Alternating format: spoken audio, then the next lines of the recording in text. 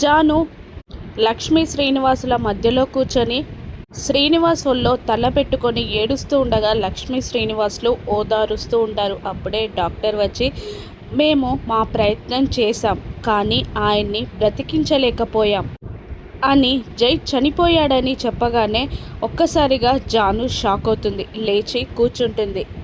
జైని చివరి చూపైనా చూడొచ్చా అన్నట్టుగా భారంగా ఐసీయూలోకి వెళ్తుంది. ఐసీయూ రూమ్ బయటే గ్లాస్ డోర్ బయటే నిలబడి లక్ష్మీ శ్రీనివాసులు చూస్తుండగా జాను బాధగా వెళ్ళి జై పక్కన చైర్లో కూర్చొని జై చేతిని పట్టుకొని వెక్కి వెక్కి ఏడుస్తూ ఉంటుంది.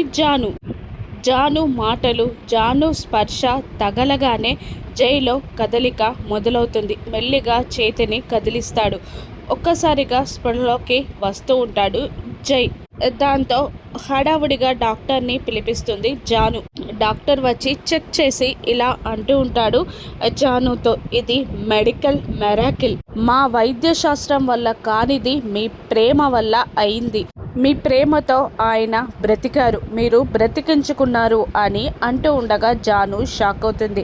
స్పృహలోకి వచ్చిన జై జానుని ఇలా అంటుంటాడు, ఇప్పుడు నాతో రావడం నీకు ఇష్టమే కదా అని జై జానుని అడుగుతూ ఉండగా జాను అలా షాక్ అయి చూస్తూ ఉంటుంది జైని. ఇదంతా జై ట్రాప్ అని జాను అనుమానిస్తూ ఉంటుంది. నిజంగానే ఇది జై ట్రాపేనేమో, కావాలనే ఇదంతా చేసి జానుని తన దగ్గరికి తెచ్చుకోవాలని జాను కోసం జై ప్లాన్ చేశాడేమో, లేదంటే జై నిజంగా మారాడా?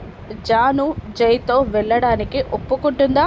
ఇప్పుడు జాను డిసిజన్ ఏంటో రాను ఎపిసోడ్స్లో చూద్దాం. Thank you for watching.